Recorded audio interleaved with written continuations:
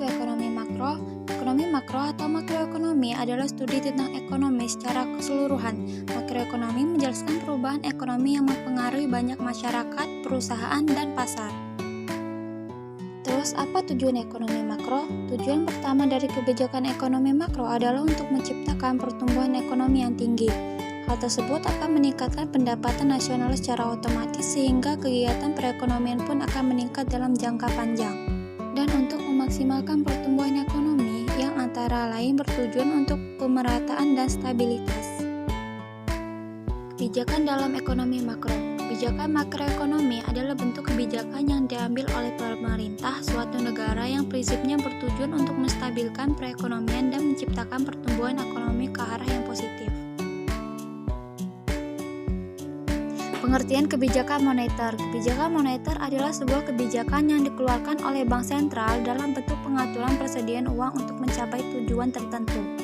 Tujuan utama dari kebijakan moneter adalah mencegah terjadinya peningkatan uang beredar secara berlebihan atau sangat kurang.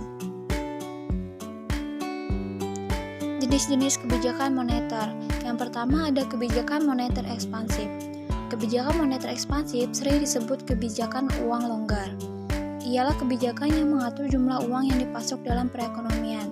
Caranya dengan menurunkan suku bunga membeli sekuritas pemerintah oleh bank sentral dan menurunkan persyaratan cadangan untuk bank. Kebijakan ekspansif juga akan menurunkan tingkat pengangguran dan merangsang aktivitas bisnis atau kegiatan belanja konsumen. Lalu yang kedua ada kebijakan moneter kontraktif. Kebijakan moneter kontraktif adalah suatu kebijakan dalam rangka mengurangi jumlah uang yang beredar. Kebijakan ini dilakukan pada saat perekonomian mengalami inflasi. Kebijakan moneter kontraktif yang disebut juga dengan kebijakan uang ketat ialah kebijakan mengurangi jumlah uang yang beredar. Tujuan utama dari kebijakan ini adalah menurunkan tingkat inflasi. Instrumen kebijakan moneter. Yang pertama ada fasilitas politik diskonto, yaitu pengaturan tingkat suku bunga yang diberikan bank sentral kepada bank umum. Instrumen ini bisa diterapkan dengan cara menaikkan atau menurunkan tingkat suku bunga. Yang kedua ada operasi pasar terbuka, merupakan kegiatan jual beli surat berharga pemerintah oleh bank sentral baik di pasar primer maupun sekunder, melalui mekanisme lelang maupun non-lelang, contohnya sertifikat Bank Indonesia.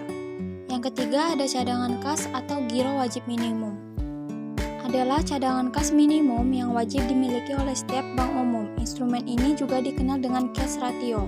Penerapan kebijakan moneter dengan instrumen ini bisa diterapkan dengan cara menaikkan dan menurunkan cadangan kasnya.